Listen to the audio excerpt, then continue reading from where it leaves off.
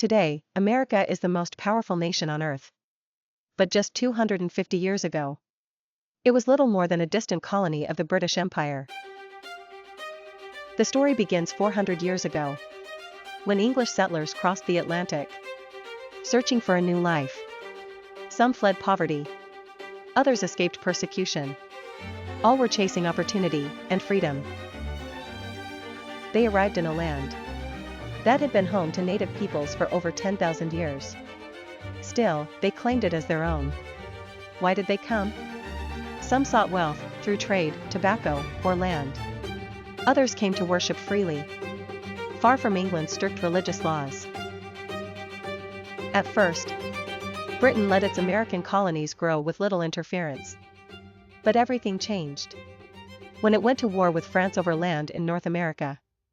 This became the French and Indian War, known in Europe as the 7 Years' War. The war had been costly. To recover, Britain began taxing the colonies. But the Americans had no representatives in Parliament. No voice, no vote. No taxation without representation, they declared. They refused to be taxed by a distant government they had no part in. First came the Stamp Act, taxing all printed materials, from newspapers to legal documents. Then came new duties on paper, glass, and tea. To everyday colonists, it wasn't just about money. It was about principle. Their rights felt under attack. In 1773, protests erupted. Colonists, disguised as Native Americans, boarded British ships and dumped an entire shipment of tea into Boston Harbor. They wore the disguises to avoid arrest, but also to make a statement. History remembers it as the Boston Tea Party. Britain struck back with harsh laws. The Intolerable Acts, closing Boston's port. But the colonies didn't back down. They united. In 1774, delegates from 12 colonies met at the First Continental Congress. For the first time, resistance was organized. In 1775, British troops marched to Concord to seize hidden weapons.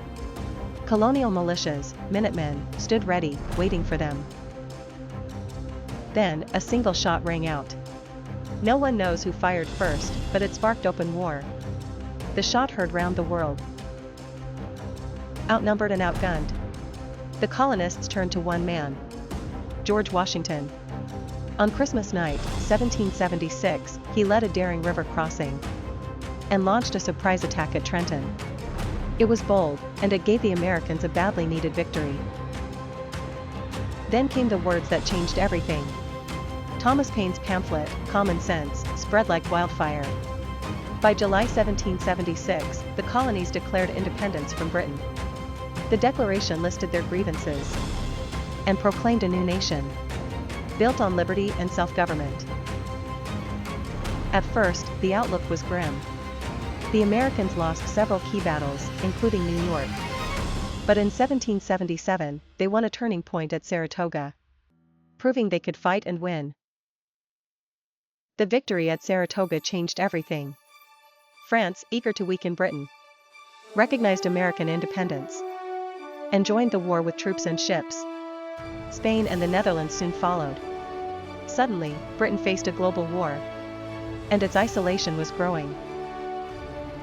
With vital support from their allies, the Americans pushed forward. In 1781, combined American and French forces trapped British General Cornwallis at Yorktown, Virginia. After a brutal siege, Cornwallis surrendered his entire army. This decisive defeat ended major fighting in the war. In 1783, the Treaty of Paris made it official. Britain recognized American independence. The United States of America was born, founded on ideals of liberty and the right to self-rule.